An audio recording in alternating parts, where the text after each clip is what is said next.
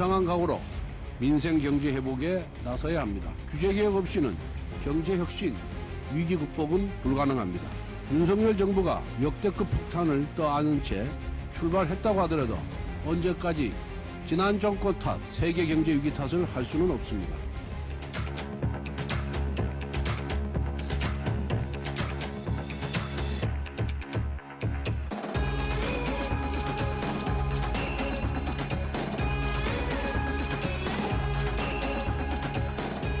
이제 윤 대통령이 양자택일을 해야 합니다. 조용한 내조에만 집중하게 할 것인지 아니면 국민들께 공약하기를 공식 사과한 후 제2부속실을 이제라도 만들어서 제대로 된 보호자 시스템을 하루빨리 구축하든지 선택해야 합니다.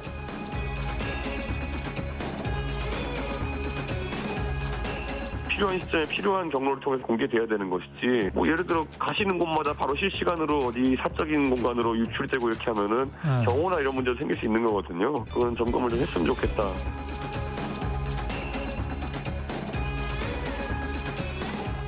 모르겠습니다. 저 어떻게 대통령 처음 해보는 거기 때문에 공식, 비공식 뭐 이런 걸 어떻게 나눠야 될지 국민 여론도 들어가면서 뭐 차차 이 부분은 생각해 보겠습니다. 네, 오늘 여의도 사사건건은 교복을 맞춰 입고 온 것 같은 청년 정치인 두 분과 함께하겠습니다. 김재섭 국민의힘 서울 도봉갑 당협위원장, 권지웅 전 민주당 비상대책위원과 함께합니다. 자, 어서 오십시오. 반갑습니다. 안녕하세요. 사전에 맞춰 입고 오신 건 아니죠? 네. 네, 비슷하네요, 굉장히. 그러니까요. 그러네요. 자, 조금 전에 저희 영상에 김건희 여사 행보 관련한 논란을 쭉 좀 정리해 보여드렸는데, 일단 봉하마을에 가서 권양숙 여사를 만나서 조언을 듣고 이런 그림 자체는 참 좋은 통합 행보라고 볼 수도 있었을 것 같은데 좀 엉뚱한 데서 논란이 빚어졌어요. 10년지기 지인이 봉하마을에 동행했고, 동행자 가운데 코바나 콘텐츠, 그러니까 김건희 여사가 운영했던 회사죠. 거기 전직 직원 3명이 포함됐다, 이런 소식이 알려지면서 좀 논란이 됐습니다. 일단 이 상황 좀 어떻게 보고 계신지 여쭤보겠습니다. 사실 이렇게 논란이 된 이유는 크게 이제 두 가지인 것 같습니다. 첫 번째로는 즉 아직까지 제2부속실이라고 하는, 그러니까 말하자면 영부인을 보조하는, 서포트하는 그런 지금 조직 자체가 대통령실에 없는 상황이기 때문에 아무래도 그 김건희 여사가 혼자 가기는 좀 그렇고, 그렇다고 대통령실의 보조를 받기도 좀 그렇다 보니까 이런 본인이 알고 있었던 사람들 중심으로 이런 행사들을 같이 간 게 아닌가, 이제 그것 때문에 논란이 된 것 같고요. 두 번째로는 사실은 원래 이 행사가 비공식 행사로서 대통령실이 규정을 했었거든요. 이것이 공식적으로 뭐 초청을 받아서 내지는 기획을 해서 가는 행사는 아니다. 애초에 미리 가려고 했었던 것이고 개인적인 자격으로서 가는 것이다라고 좀 선을 좀 그었기 때문에 아무래도 사실 비공식 행사로서 규정을 해야 되는데, 영부인의 행보라고 하는 것이 아무리 비공식이라고 하더라도 공식적인 성격을 띌 수밖에 없지 않습니까? 이제 그러다 보니까 이런 논란들이 있는 것 같은데, 사실 그 여당 내에서도 많은 의원들이 여기에 대해서 좀 걱정을 하는 부분이 있습니다. 그래서 차라리 좀 부속실을 만들어서 좀 공식적인 루트로서 김건희 여사 행보를 같이 서포트해주면 어떨까라는, 그래서 의견들을 전달하고 있는 상황인 것 같습니다. 야당에서 볼 때는 어떤 부분이 가장 좀 우려된다고 말씀을 주시겠어요? 앞서 김재섭 위원께서 말씀하신 부분이랑 좀 겹치는데요. 그러니까 사실은 이제 선거 때 영부인으로서 역할하지 않겠다, 그러니까 공인으로서는 역할하지 않겠다고 했지만 실제로 지금 공식 일정을 해가고 있어요. 기자들을 대동해서 미팅을 하고 그 내용들을 기자들에게 알려주고, 그리고 이제 최근에 인터뷰도 하셨죠. 인터뷰에서 반려동물과 관련된 문제를 제기하기도 하고. 근데 이제 그 행보 자체가 문제라기보다 그것이 공식성을 띠고 있다고 하면 공식적으로 기록되고 관리될 필요가 있는 것 같습니다. 근데 그것이 이제 그 이전에 대통령 선거를 할 때 했던 말이랑 지금 앞뒤가 안 맞는 상황이 된 거죠.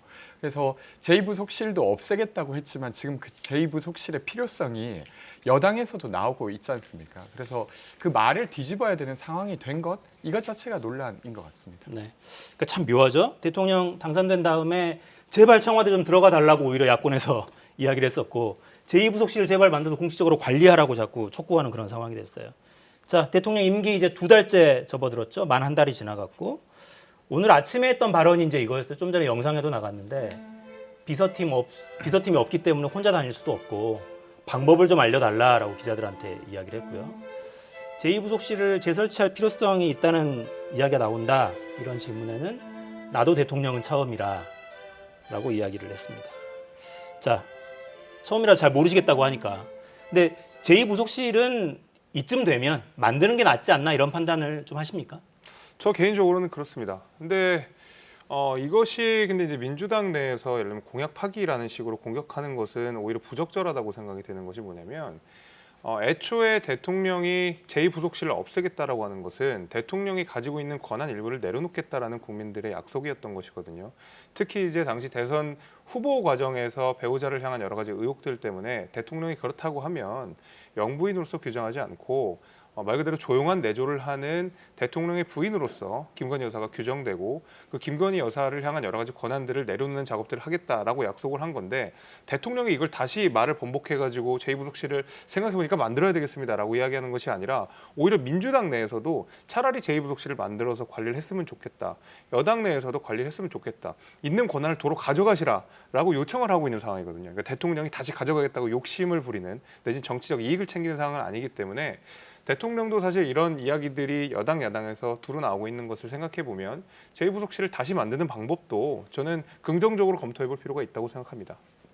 일단 윤석열 대통령이 말을 뒤집고 있는 건 뭐 어쩔 수 없는 사실인 것 같아요. 그리고 김건희 여사도 사실 기자회견까지 해서 본인은 사실 공인으로서 역할하지 않겠다고 했는데 지금 그런 상황이 아니게 된 거예요. 그러다 보니까 차라리 그럴 거면 그냥 제2부속실을 만들려고 하는 것이죠. 근데 이제 사실은 대통령이 될 사람이 아무리 대통령을 처음 한다 손 치더라도 이 같은 상황을 모르고 있었다는 것 자체가 좀 대통령으로서의 자격이 조금 부족했다 이렇게 보여지는 것입니다. 광화문 집무실 관련해서도 광화문 집무실 가능하겠냐고 기자들이 여러 차례 물으니까 전문가들이랑 다 검토했다고 말했어요. 근데 당선되고 10여일이 채 안 돼서 광화문에 집무실을 두게 되면 시민들에게 재앙인 것 같습니다. 라고 스스로 말을 바꾸어서 진행했거든요. 그러면 그 모습이 말을 바꾸는 것도 부적절해 보이지만 사실 잘 모르고 있었구나라고 하는 인상을 지우기는 저는 어렵다고 생각합니다. 근데 제가 여기서 한 가지 이제 짚고 싶은 부분은 뭐냐면 지금 김건희 여사에 대한 여러 가지 논란들이 나오는 이유는 정말 김건희 여사가 공식적인 행보를 하겠다고 마음을 먹어서 내지는 말을 바꿔서 발생하는 문제는 아니라고 보고 오히려 대통령이 청와대라는 공간에서 용산으로 적극적으로 나오게 되면서 이제는 공식과 비공식을 나눠야 되는 시점이 왔거든요. 과거에는 청와대에서 나오는 일정 자체가 공식 일정이 됐습니다. 어떤 방식으로든 청와대에서 나오면 공식 행사가 되든 이벤트가 되든 무언가가 됐었거든요. 과거에는 배우자가 청와대에만 있었다 그러면 사실은 밖에서 어떤 행보를 하든 관심 밖으로 이제 벗어나는 일이 되는 것이고 배우자의 활동 범위는 청와대로 한정이 되어 있었기 때문에 굳이 집중을 받을 일도 없었는데 지금은 용산 집무실로 대통령이 출퇴근을 하면서 그 출퇴근하는 과정 내지는 집무실에서 바깥에서 나가는 과정 자체가 이미 공식적이든 비공식적이든 국민들이 알아볼 수밖에 없는 상황이 됐거든요. 저는 이런 과정 속에서 나오는 약간의 혼란이라고 생각하고 그리고 아직까지 국민들이 좀 낯설어하는 그 기간이라고 저는 생각을 하고 이거 자체가 뭐 부적절한다든지 아니면 내지는 뭐 말을 바꿨다는 그 방식으로 생각하지는 않습니다. 그러니까 저는 뭐 일정 자체가 부적절했다라는 말이 아니라 그것이 이제 대선 전과 후가 다르긴 하다는 말씀을 드린 겁니다.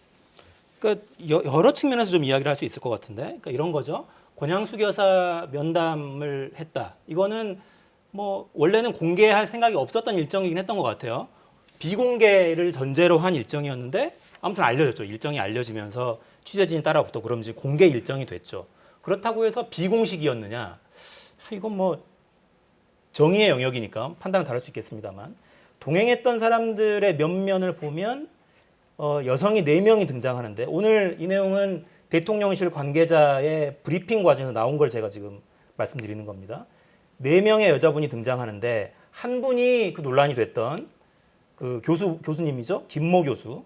그리고 나머지 3명은 대통령실 직원인데 그분들도 코바나 콘텐츠에서 일했던 인물들이다라는 게 오늘 공식적으로 확인을 했어요. 대통령실에서.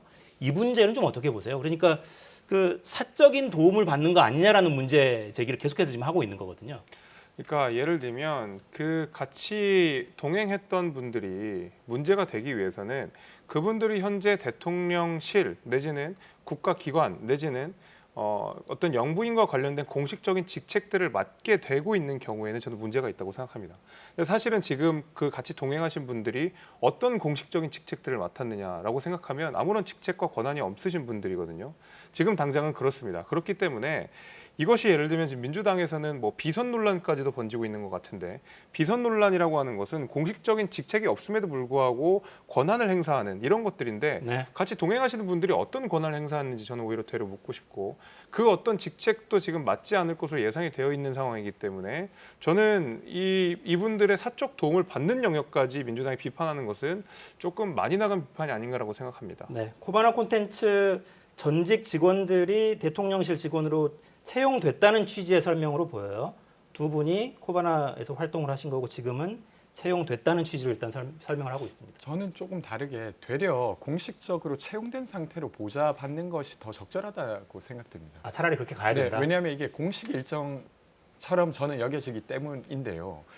그게 아니라 되려 이제 공적 행위임에도 불구하고 그걸 사적으로 도움받는다고 하면 또 그것을 사적으로 보상해줘야 되지 않겠습니까? 그러다 보면 되려 비선 논란이 더 커지는 것이죠. 그래서 지금 이제 발표된 대로 차라리 어디 출신이든 사실은 영부인이 사실은 자기가 좀 가까이 두었던 사람들을 채용하는 건 저는 비서 면에서는 별로 문제될 것이 없다고 특히나 생각합니다. 가까이서 수행하고 뭐 이런 네, 분들은. 그렇죠.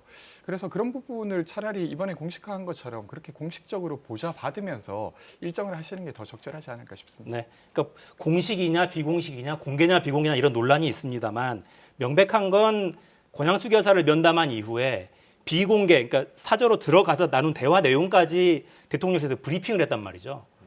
그래놓고 그거는 비공개 일정이었다, 문제가 없지 않느냐 이렇게 말하는 게 좀 앞뒤는 안 맞는 것 같다는 생각은 듭니다. 확실히 근데 이게 제가 앞서 말씀드린 대로 조금 아무래도 우리 국민들이 낙서로하는 장면들인 것 같아요. 이제 과거에는 대통령의 부인이라고 하면 당연히 영부인이거든요. 영부인이라고 하는 것은 공식적인 직책이 주어지는 자리입니다. 모든 행보가 다 공식 일정으로 우리가 이해를 해도 무관합니다. 근데 지금은 영부인으로서 규정되지 않고 대통령의 부인으로서만 규정되어 있는 상태고 공식적인 보좌를 받지 않는 상황이거든요. 그러면 김건희 여사의 행보를 사적 영역으로 볼 것이냐 공적 영역으로 볼 것이냐는 사실 해석의 여지가 남아있는 것입니다. 저는 그 해석의 여지가 남아있는 가운데서 이것은 공적으로 봐야 됩니다, 아닙니다, 이건 사적으로 봐야 됩니다라는 공방이 지금 벌어지고 있는 상황인 것 같고, 제가 말씀드린 대로 이것을 조금 더 제도화해가지고 보다 안전한 방식으로 다뤄진다 그러면 저는 그게 가장 좋은 방법이라고 생각하고, 그 과도기에서 일어나는 어떤 현상들이다, 저는 이렇게 지금 짚어보겠습니다. 자, 이 논란이 계속되는 데는 또 이런 측면이 있어요. 저희 그래픽 준비해 놓은 걸 좀 보여주시죠. 저희가 차마 방송에서 공개할 수 없는 욕설이 들어있어서 일단 블러 처리를 좀 해두었고요. 강신업 변호사, 그 김건희 여사 팬클럽으로 알려진 건희사랑이라는 단체의 회장 맡고 있는 분이죠. 발단은 이거였습니다. 매관매직 척결 국민연대라는 단체를 만들겠다라고 본인의 SNS를 통해서 공지하면서 문자 메시지를 보내달라, 월 회비도 받겠다 이런 글을 올리니까 유창선 씨라는 이제 정치 평론하시는 분이에요. 좀 우려된다. 아마 이런 부분이 윤석열 정권의 폭탄이 될 거다라는 취지의 글을 이제 SNS에 올리니까 좀 전에 보셨던 그 욕설이 포함된 글을 올리면서 좀 논란이 됐었습니다. 그러니까 팬클럽을 통해서 대통령 부부의 사진이 공개되고 이런 과정이 있었기 때문에 그러니까 비선이나 뭐 무속 이런 것까지 좀 나간 비판이라고 생각이 됩니다만 그런 비판을 좀 불러내는 유발하는 측면이 좀 있어 보입니다. 이거는 물론이죠. 이거는 저는 부적절했다고 생각합니다. 그 뭐 대통령 부인에 대해서 개인이 뭐 충정심이든 그것이 뭐 애국심이든 팬심이든 그것을 어떻게 부르든지 간에 지지하고 응원하고 팬클럽을 만들어서 가입시키고 사람들을 북돋을 수 있죠. 근데 그것까지로 한다 그러면 그거 가지고 우리가 비판하기는 좀 뭐한데, 예를 들면 내가 팬클럽을 갖고 있고 영향력을 가지고 있는 사람인 것처럼 그것이 마치 권력이 되어가지고 다른 사람들을 위협하거나 내지는 협박하거나 내지는 뭐 고압적인 태도를 보인다고 하는 것은 대단히 부적절하다고 생각합니다. 실제로 이 변호사 이분이 팬클럽 회장이라는 분이 대통령과 아무런 연관이 없고 김건희 여사는 사적으로 일부 아는 관계라고 할지라도 일반 국민들 입장에서 팬클럽 회장이 이런 식으로 이런 모습들을 보이게 되면 당연히 그 뒤에 있는 대통령과 영부인의 모습을 떠오르지 않겠습니까? 그런 의미에서라도 정말 팬심이 있고 충정심이 있는 분이라 그러면 이런 행위들은 굉장히 자제해야 된다 이렇게 봅니다. 저는 이게 이제 이 일련의 문제들이 사실 김건희 여사께서 스스로의 지위를 자꾸 혼동하시는 것 같아요. 그러니까 스스로는 개인이라고 계속 생각하시지만 그 개인의 일정이나 어떤 동선이 보장되는 것은 대통령의 부인이기 때문에 지금 보장되고 있는 것이거든요. 근데 그것을 계속 혼동한 채로 개인이니까 자기의 이야기를 그냥 팬클럽에 준 거라고 이해되지만 그 사진, 문제가 되었던 사진은 대통령실이라고 하는 보안시설에서 찍은 사진이고 거기에서 사진을 찍을 수 있었던 건 대통령의 부인이었기 때문에 사진기에 보안 앱을 깔지 않아도 되는 상태였던 것이죠. 그러니까 이런 혼란들을 좀 일치시켜 좀 없애고 본인이 이제 영부인으로서의 지위를 좀 인정해야 이 문제들이 좀 일목요연하게 좀 풀리지 않을까 싶습니다. 네. 참 이렇게 길게 이야기할 문제인가 싶기도 한데 임기 초반에 약간 불필요한 잡음이 생기는 것 같아서 그래요, 정말. 그러니까 그 전직 대통령의 부인을 만나서 조언을 듣고 더구나 이 보수 정권의 대통령의 부인이니까 진보 정권의 전직 대통령의 부인을 만나서 조언을 듣는 건 그야말로 통합 행보로 보일 수도 있단 말이죠. 근데 정말 불필요한 논란이 생깁니다. 불필요하긴 하지만 불가피한 논란인 것도 맞는 것 같습니다. 불가피하다. 네, 왜냐하면 아까도 말씀드렸지만 대통령의 그 집무실이 청와대에서 용산으로 공개된 장소로 옮기는 과정 속에서 더 이상 대통령의 행보라고 하는 것, 그다음에 영부인의 행보라고 하는 것이 청와대 안에만 머물러 있게 되는 것은 아니거든요. 그 당시만 문재인 대통령만 해도 주말에도 계속 청와대에 계실 것이고 휴가 기간은 거의 없으셨긴 했지만 대개 대통령의 행보를 주말이든 주중이든 우리가 일반 국민들이 알아보기 굉장히 어렵지 않습니까? 무조건 청와대에 나오는 순간 공식적인 행보가 되기 때문에 모든 언론들이 다 붙어서 이것은 공식적인 행사다라고 규정이 되어지는데 지금 같은 경우에는 용산 집무실을 나오고 출퇴근을 하는 과정 속에서 실제로 사적 영역으로 분류될 수 있는 부분도 있고 그것을 공적 영역으로 분류해야 될 부분도 있고 이 혼동 상태가 지금 한동안은 좀 유지가 될 거라고 보거든요. 그 가운데서 나오는 사실 불가피한 논란들이라고 생각하고 말씀대로 이걸 제도적으로 좀 정비하는 과정이 필요할 뿐이지 이거 자체가 좀 피할 수 없는 논란이었다. 저는 이렇게 생각합니다. 저는 사실은 그 부분이 출퇴근에 한해서라면 저는 이해가 되는데 지금 이야기되고 있는 봉하마을이라든지 아니면 한 언론사와 인터뷰라든지 이런 것들은 좀 다른 부분 같아요. 그래서 사실 영부인으로서의 행보를 하고 있는 것이죠. 근데 그것을 스스로 인지하지 않거나 혹은 아니면 인정하지 않고 있는 문제라고 보여집니다. 여전히. 그러니까 거처가 관저냐 사저냐, 관저가 집무실과 붙어 있어서 노출되지 않느냐 이런 차원은 좀 아니지 않습니까? 밖에 나와서 공개적으로 지금 활동을 하고 있는 거잖아요. 그렇죠. 근데 주말 같은 경우에도 대통령이 청와대에서도 안 쉬는 게 아니거든요. 청와대 주말에 분명히 쉬는 게 물론입니다. 있고 네. 사적 공간이 있고 뭐 청와대 내에서 여러 가지 여가 활동들을 할 수가 있는데 지금은 집으로 출퇴근하는 과정 속에서 그럼 그 휴가 공간을 어디에서 즐기냐? 집에서만 즐기는 건 아닐 거거든요. 당연히 그 바깥에서 즐길 수도 있고 그다음에 예를 들면 어떤 행보를 이어간다고 하더라도 무조건 집에서 출발을 하게 되는 그렇게 하다 보면 사실은 청와대 안에서 이렇게 이 안에서 가둬져서 있을 때보다는 훨씬 더 많이 노출될 수밖에 없다라는 것이고 그리고 아직까지 영부인으로 규정되지 않은 상황이기 때문에 영부인으로서의 행보로 봐야 될 것인지 아니면 개인의 행보로서 봐야 될 것인지 여기에 대한 해석의 논란이 아직까지 남아 있다라는 것이죠. 알겠습니다. 모두가 영부인으로 보고 있는데 사실 누가 뭐라고 얘기해도 대통령 부인인데 네, 어렵습니다.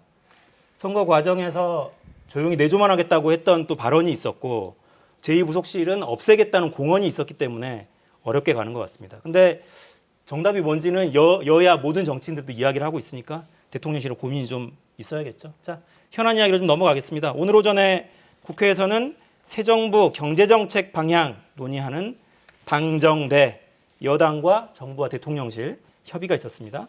자, 새 정부 경제정책 핵심은 어디에 있다 이렇게 설명 좀 주시겠습니까? 결국 민간과 기업과 시장으로 그 어떤 경제 주체가 옮겨갔다라고 하는 것이 가장 중요한 변화가 아닐까 싶습니다. 사실 이제 그 윤석열 대통령이 문재인 정부를 비판하는 과정 속에서 국가 주도의 일자리들, 그러니까 말하면 양질의 일자리가 아니라 한시적이고 또 내지는 세금 낭비성의 일자리들이 너무 많이 양산됐다라는 비판을 한 적이 있었고 국가가 지나치게 시장에 많이 개입해서 시장의 구조들, 시장의 어떤 생리들을 많이 왜곡시켰다라는 비판을 많이 하셨었거든요. 그러다 보니까 자연스럽게 민간과 기업과 시장 중심으로 경제 주체를 옮겨가는 방식이 저는 아마 윤석열 대통령께서 가장 중요하게 다룬 일이라고 생각이 되고 특히 용산 집무실과 관련돼서 민간과 합동할 수 있는 공간들을 열어놓고 실제로 대통령 비서진들이 여기에서 얼마든지 토론할 수 있는 공간까지도 만들겠다라는 약속을 하신 바 있지 않습니까?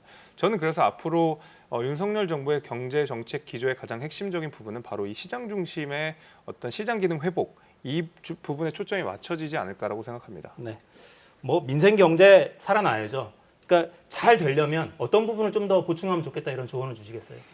저는 일단은 윤석열 정부가 선거를 통해서 당선됐기 때문에 본인이 생각하는 기조로 경제 정책을 펼칠 필요 있다고 생각합니다. 근데 다만 이게 문재인 정부를 비판하면서 섰던 윤석열 정부이기 때문에 문재인 정부가 했던 모든 정책을 나쁜 것으로 계속 규정하는 습관이 있으신 것 같아요. 근데 저는 그 습관은 좀 버리셨으면 좋겠다. 예를 들면 공공일자리의 경우에도 공공일자리의 한계가 있습니다. 임금이라든지 아니면 근로기간이라든지 이런 것에 한계는 있지만 그것 자체의 성기능도 있었어요.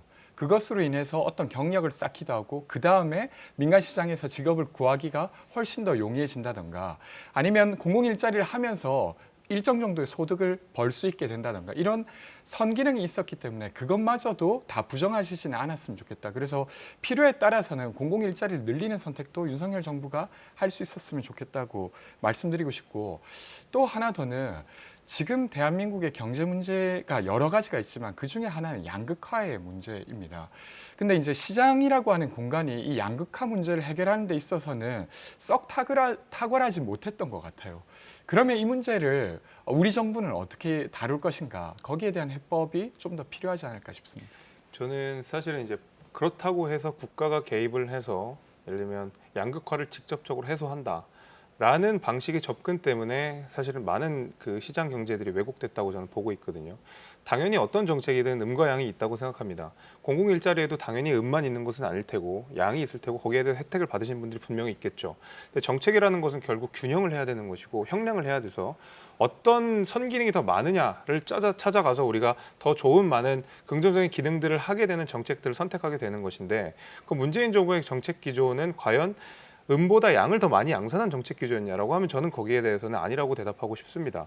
저는 단순히 어떤 문재인 정부의 반사 활동으로서 윤석열 정부를 규정하는 것이 아니라 특히 문재인 정부 내에서 잘못했던 경제 정책들을 바로잡는 차원에서 이것을 좀 봐주시면 좋겠다고 생각이 되고 문재인 정부 내에 제가 가장 크게 비판하는 부분은 말하자면 시장의 경쟁 기능들을 많이 상실시켰다라는 것이거든요. 저는 이제 말하자면 오히려 시장에 우리가 집중을 하는 것과 친기업적인 것은 분명히 분리할 필요가 있는데 문재인 정부는 반기업 정서를 가지고 사실은 시장을 좀 왜곡시키는 경우들이 굉장히 많았다고 생각합니다. 그렇기 때문에 저는 이 경제 구조들이 많이 왜곡이 됐다고 생각을 하는데 오히려 시장의 측면으로 보게 되면은 저는 경쟁을 오히려 조금 더 촉진할 수 있는 규제들을 우리가 조금 더 만들어내고 경쟁을 예를 들면 제한하거나 과도하게 억압하는 것들은 규제는 과감하게 철폐를 하면서 실제로 여기서 나오는 우리가 잉여물을 가지고 복지를 충분히 할 수 있다고 생각하거든요. 그러니까 시장 자체를 충분히 만들어 놓지 않은 상태에서 복지만 하겠다고 달려들게 되면 사실 시장도 안 되고 복지도 안 되는 것이 그동안의 많은 주류 경제학에서 비판했던 내용이라고 생각합니다. 저는 그것들에 대해서 좀 원칙적으로 근데 원론적으로 시장 경제에 맞는 그런 어떤 방식으로 경제 정책이 선회하고 있다고 보고 있습니다. 구체적으로 예를 하나만 들어주시겠어요? 문재인 정권 시절에 있었던 반기업적인 정책이라면 뭘 드시겠습니까? 저는 일단 첫 번째로는 그 법인세 문제를 좀 지적하고 싶습니다. 일단 법인세라고 하면 우리나라의 법인세라고 하는 것이 사실은 굉장히 양극화된 구조로 설계가 되어 있습니다. 소수의 대기업에게 과도한 법인세를 물리게 되고 또 일반 많은 기업들 가운데서는 법인세 자체를 내지 않는 경우들이 굉장히 많은데 소수의 기업들에게 많은 법인세를 걷게 되면 이것이 복지 혜택으로 돌아간다고 생각했지만 실제로 그렇지 않았었거든요.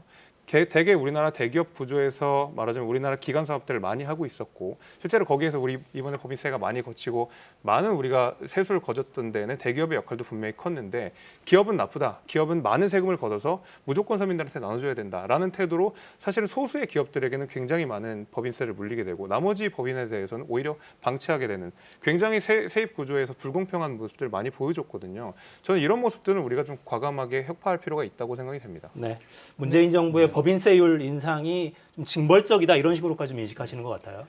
제가 정확한 수치까지 기억나진 않습니다만 대한민국의 법인세율이 다른 국가에 비해서 뭐 확연히 높다라고 본 건 없었던 것 같습니다. 그러니까 되려 미국의 경우에도 소득세 같은 경우에도 최고 구간의 소득세율은 훨씬 더 높은 비율로 부과를 하고 있는 것이죠. 되려 저는 이런 이야기 좀 드려보고 싶은데, 그러니까 문재인 정부가 과거 정부에 비해서 좀 국가 주도적으로 양극화 문제를 풀기 위해서 역할을 했을지 몰라도 전 세계적으로 봤을 때 국가의 역할이 저는 여전히 더 확대돼야 된다고 생각하는 편입니다. 이번에 코로나 때도 사실은 정부의 재정 지출이 전체 GDP 대비 저희가 한 14% 정도를 썼는데 이게 다른 국가들에 비해서 되게 현격히 적은 것이었어요. 근데 한국에서는 그런 정서가 있죠. 국가가 저렇게 재정을 풀면 되려 시장이 교란된다는 정서가 있지만 국제적인 기준으로 봤을 때는 저희는 돈을 적게 푼 국가였습니다. 그러니까 이제 문재인 정부가 했던 것이 무조건적으로 나쁘다라고 이야기되기보다는 아까 이야기해 주신 것처럼 구체적으로 법인세를 올렸던 것이 반기업적이었다는 것처럼 이렇게 구체적으로 이야기해 주시면 거기에 대해서 더 토론해가면 더 좋겠다는 그러니까 생각입니다. 제가 이제 법인세율을 구체적으로 말씀드린 이유는, 그러니까 법인세율 평균으로 따지면 우리가 다른 OECD 나라보다 높다라고 말하기 굉장히 어려운데, 반기업 정서를 이야기하면서 법인세를 말하는 것은 우리가 반기업 정서라고 했을 때 타겟되는 기업들이 굉장히 구체적으로 한정되어 있습니다. 근데 여기에 대해서 말 그대로 이들을 쥐어짜게 되면 우리가 경제 구조에서 조금 더 양극화가 해소되는 방식으로 나갈 수 있다라는 사실 인식을 문재인 정부에서 가지고 있었던 것 같거든요. 근데 어느 정도로 우리나라 법인세 구조가 왜곡되어 있냐면, 사실 상위 1% 기업이 대부분 한 90% 정도에 가까운 법인세율을 독차지하고 있습니다. 나머지 법인세들은 사실은 그렇게 높지 않은 상황이거든요. 그러다 보니까 평균적으로는 OECD 국가들이랑 비교해서 높지 않다고 이야기할 수 있는데, 소수의 특정 대기업들에 대해서 과도한 반기업 정서를 가지고 이들을 뭔가 쥐어짜는 방식으로 우리나라의 법인세들이 운영되었다는 점을 제가 말씀을 드린 겁니다. 네. 자, 근데 한편으로는 또 이렇게 트리클 다운이라고 하죠. 낙수 효과가 과연 있느냐, 이런 부분에 대한 논란도 있고, 국제적으로는 낙수 효과는 없다는 이론이 주류이기도 합니다. 주제를 좀 바꿔보죠. 오늘은 고품격 정책 토론이 진행되고 있습니다. 교복 차림의 두 분과 함께. 네. 자, 정책 이야기를 좀 할까요? 민주당은 예결 특위 상설화 이런 이야기 또 하고 있더군요. 네. 여당에서는 반발이 심하고, 이게 왜 필요합니까? 저는 이제 한 두 가지 측면에서 생각되는데, 하나는 사실 그러니까 정부의 예산이 전년도 3월부터 논의가 시작됩니다. 그리고 이제 6월 정도가 되면 지자체도 예산 논의를 시작하고, 네. 그리고 9월이 돼서야 국회가 그 예산안을 볼 수 있게 돼요. 그리고 12월에 이제 땅땅땅 결정을 하게 되는데, 근데 이게 여전히 지금 더불어민주당이 제안하고 있는 것도 예산의 편성권을 가져오겠다는 것이 아닙니다. 편성권은 여전히 정부가 가지고 있어요. 근데 심의를 9월 이후에만 하게 되니까 사실은 제대로 된 심의를 하지 못하는 경우가 있는 것이죠. 그래서 이 부분을 개정하자고 하는 것이고, 이번에 그런 일이 있었지 않습니까? 그러니까 세출이랑 세입 추계가 되게 많이 안 맞았습니다. 그러니까 세입 추계가 거의 20%가 오류가 날 만큼 문제가 있었고, 이번 연도에는 1차 추경을 할 때는 정말로 돈이 없다고 하다가 2차 추경, 그러니까 대선이 끝나고 나니까 갑자기 60조 가까운 추경을 할 수 있게 되었어요. 이런 걸 보면서도 국회가 제대로 기재부를 제어할 수 없구나. 그러니까 완전히 마음대로 할 수 있어야 된다가 아니라 제대로 심의할 수조차 없구나라고 인지하게 된 것 같습니다. 그래서 이런 일련의 상황들을 가지고 재정의 어떤 심의권이 좀 더 촘촘해져야 된다는 취지로 이 내용들이 발의된 것 같습니다. 제가 이제 이 논란이 있고 나서 해외 사례들을 좀 봤는데, 우리나라 같은 경우에는 그 예산결산위원회를 특별위원회로 만들어서 한시적으로만 운영하게 되는 형태고, 네. 미국 같은 경우에는 세출위원회와 세입위원회를 둘로 나누고 있습니다. 그리고 일본 같은 경우에는 예산위원회나 결산위원회로 나누고 있습니다. 왜 그러면 그 미국과 일본 같은 경우에는 예산결산위원회를 하나로 합치지 않고 이렇게 나눠 넣는지, 그리고 대한민국 같은 경우에는 예산결산위원회가 합쳐져 있지만 왜 한시적으로 이 권한들을 아주 한시적으로 운영하게 해놨는지를 생각해 보면, 예산 결산이라고 하는 것이 사실 국회가 행사할 수 있는 권한 중에 가장 큰 권한 중에 하나고, 이것을 상설기관으로서 두 기관을 합쳐놨을 때는 너무 많은 권한들을 행사한다라는 문제의식 때문에 미국에서도 세입 세출을 나눠놓고 일본에서도 예산과 결산을 나눠놓는 것이거든요. 근데 대한민국 같은 경우에는 우리가 한시적으로 운영함으로써 약간의 견제 균형을 맞출 수가 있는 상황이었는데, 이것을 상설화시킨다고 한다 그러면 국회의 권한을 지나치게 비대하게 만든다는 것이거든요. 저는 그런 의미에서라도 사실은 얼마 전에 우리 민주당에서는 이 행정입법에 대한 시행령을 국회에서 직접 수정 요구를 할 수 있는 법안들을 제출한다고 해서 국회의 권한을 좀 더 강화하는 방식으로 나아가려고 한 거 아니었겠습니까? 그럼 사실은 그럼 국회가 모든 것을 다 하겠다라는 의미거든요. 지금 민주당은 안 그래도 180석이라는 큰 의석수를 가지고 있고 국회 의석수로만 활용하게 되면 어떤 법안이든 어떤 예산이 통과시킬 수 있는 것입니다. 이것을 견제하기 위해 예산 결선을 나누는 것인데 이것까지도 상설위원회로 만들어서 국회의 권한을 강화하겠다고 하는 것은 지금 180석이라는 큰 의석수에 더해서 국회 기능까지 강화해서 대통령을 발목을 잡겠다라고밖에 저는 읽히지 않습니다. 저는 그 말미에 이야기해 주셨던 그러니까 시행령에 대한 개정 요구안을 국회가 갖게 되는 것 자체는 조금 이야기 드리면 저는 원칙적으로는 윤석열 대통령께서 이야기하신 대로 시행령과 시행규칙은 정부가 만드는 게 맞고 그리고 그것이 좀 어긋나 있을 때 국회는 법을 다시 바꾸어서 그것을 좀 견제할 필요가 있다는 것에 동의합니다. 근데 이 논의가 왜 만들어졌을까를 좀 보면 이번에 정부조직법에 의하면 인사관리는 인사혁신처가 하게 되어 있어요. 근데 그것을 자의적으로 시행령을 만들어 가지고 법무부 산하의 인사정보관리단을 만들어서 진행을 했죠. 그러면 정부조직법이라고 하는 이 법의 취지에 어긋나는 시행령을 만들어서 사실은 강행한 것입니다.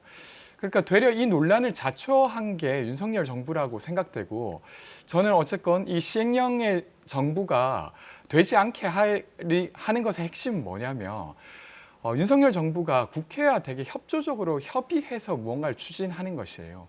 그러니까 그런 협의가 필요한 것들은 근데 그것을 하지 않고 시행령으로 정부를 운영하려고 하는 그 태도를 좀 처리하는 것부터 해야 되지 않나 이런 생각이 듭니다. 그러니까 사실은 그 인사혁신체와 관련된 문제는 비판의 소지가 있고 거기에 대해서는 저희가 뭐 일부 받아들일 부분이 있다고 생각합니다만은 그렇다고 해서 어떤 입법권 자체를 뒤흔들 수 있는, 그러니까 행정입법 자체의 시스템을 뒤흔들 수 있는 법안을 낸다고 하는 것은 말하자면은 애초에 그냥 기능 자체를 제거해버리겠다라고 하는 굉장히 과격한 방식이라고 저는 보고 있거든요. 말씀하신 대로 토론할 수 있는 부분은 토론하면 좋다고 생각합니다. 근데 우리가 얼마 전에 소위 말하는 검수완박 법안을 밀어붙이는 과정을 보게 되면 일단 그 민주당에서는 법안을 먼저 통과시켜보자. 이건 무조건 통과시켜야 된다라고 답을 정해놓고 일단 통과를 시켜놓는 동시에 뭐라고 이야기하냐면 여기에 대해서 부족한 것은 수정 입법하면 된다. 나머지는 대통령령으로 임명하면 우리가 시행하면 된다라고 해서 여지를 충분히 다 열어놨었어요. 아무런 법적인 검토라든지 아니면 주변의 비판들을 수용하지 않은 상태에서 법안만 덜렁 통과시켜놓고 거기에 문제가 있다 보니까 대통령이 이런저런 시행령들을 통해서 거기에 미진한 부분들을 보완하려고 했었던 것이거든요. 사실은 민주당의 태도부터 충분히 토의하고 법안을 만들고 대통령 시행령으로 굳이 가지 않도록 법안을 꼼꼼하게 만들면 되는 것인데 사실은 법안 자체를 굉장히 허술하게 던져놓고 나서 여기에 대해서 시행령을 어떤 발휘하려고 하는 대통령에 대해서 뭔가 그 기능 자체를 제거하자는 방식은 굉장히 과격한 태도라고 저는 봅니다. 네, 상대 쪽의 주장을 일부 받아들이는 것 같긴 한데 결과적으로는 문제를 만든 건 그쪽이다라고 흘러가게 되네요. 자, 백운규 전 장관 영장심사 오전에 받았고요. 자, 박상혁 의원도 수사선상에 올라 있어요. 몽골에 지금은 머물고 있다는데 귀국길에 올랐다는 소식도 지금 들어와 있습니다. 이대로 가면 청와대 윗선으로 수사가 향하게 되지 않겠느냐 이런 전망도 나오고 어떻습니까? 야권에서는 보복 수사다 이런 규정이 벌써 나오더군요. 그러니까 필요한 수사는 당연히 해야죠. 근데 이제 대통령께서 그 전에 적폐 수사 해야 된다 이렇게 이야기했던 발언이 좀 논란이 됐습니다. 대선 기간에 그러니까 수사를 해야 된다는 것에 동의하지 않을 국민은 없을 거라고 생각하는데 이미 어떤 것은 적폐다라고 규정하고 그것을 수사해야 된다라고 하는 인식 자체가 좀 우려스러웠던 거죠. 이번 사안도 좀 그렇게 번지는 것 같긴 합니다. 근데 물론 좀 지켜봐야겠죠. 근데 저는 구속하는 것이 적절한가 싶긴 해요. 왜냐하면 이것이 고발된 지 이미 3년이 넘었고 그리고 굳이 구속을 해서 이제 이것을 수사해야 될 필요성이 어떻게 입증이 될까 이런 게 좀 궁금하긴 한 상황입니다. 그래서 꼭 구속하지 않고도 수사가 가능한 상태인 것 같아서 좀 결과는 지켜봐야겠지만 네, 이것이 아까 말해졌던 보복 수사로 이어지지는 않기를 바라는 마음입니다. 네. 근데 여당에서는 프레임 씌워서 반사이익 얻으려고 한다 이런 반응이 나오더군요. 뭐 이게 민주당의 공식 논평 자체가 정치 보복이라는 단어를 쓰시는 것 같더라고요. 그러니까 정치 보복이라는 프레임으로 방패를 막아놓으면 사실 어떤 수사를 하더라도 이것을 정치적 탄압이라고 해석할 수밖에 없다고 생각이 되거든요. 그래서 필요한 조치들은 해야 된다고 생각합니다. 권지웅 그 비대위원님께서 말씀하신 대로 고발이 이루어진 지가 3년 2개월 정도가 됐고 굉장히 지지부진하게 진행됐던 것도 사실이거든요. 얼마 전에 우리가 환경부 블랙리스트의 유죄 판결이 나왔고 실제로 처벌을 좀 받게 되는 상황인데 저는 이 환경부 블랙리스트 사건보다 산업부 블랙리스트 사건은 훨씬 더 큰 사건이라고 보고 있습니다. 왜 그러냐면 환경부 산하의 공공기관들이라고 해봐야 어떤 국가 정책에 크게 영향을 주는 아주 중요한 기관들은 사실 뭐 굉장히 적거든요. 그렇지만 산업자원부 그 밑에 소속되어 있는 공공기관들은 국가의 에너지 사업들을 결정하는 굉장히 주요한 공공기관들이 대단히 많습니다. 한전이 대표적이고 한전 밑에 우리가 한국 수력원자력 그 주식회사부터 시작해서 화력을 담당한 4개 자회사가 아주 빼곡하게 있는 그런 큰 회사인데 과연 이 그 공공기관들의 장들을 임명하고 해임하는 과정에 산업부 장관 한 명의 힘으로 이 중요한 에너지 정책들을 결정할 수 있는 그 인사권에 대해서 블랙리스트를 작성할 수 있는가라는 의문이 당연히 남을 수밖에 없습니다. 그렇기 때문에 이것은 산업부 장관 그 너머에 어떤 더 큰 권력이 있을 것이다라는 의심을 할 수밖에 없게 되는 것이고 그런 의미에서라도 저는 환경부 블랙리스트 사건과 산업부 자원부 블랙리스트 사건은 훨씬 그 경중의 차이에 있어서 훨씬 더 무거운 사건이라고 생각이 되고 이것은 무조건 정치 보복이라고 프레임을 씌우기보다는 정말 중요한 문제라고 생각이 되면 수사를 막는 방식보다는 좀 더 협조하는 방식으로 수사가 원만하게 진행될 수 있게 하는 것이 더 정의에 부합한다고 생각합니다. 네, 자 시간이 다 됐네요. 마무리하겠습니다. 수사 상황은 또 지켜봐야 되겠어요. 구속 여부는 이르면 오늘 밤에 나오게 됩니다. 자, 여의도 여기서 마무리하겠습니다. 권지웅 전 비대위원, 김재석 당협위원장과 함께했습니다. 고맙습니다. 고맙습니다.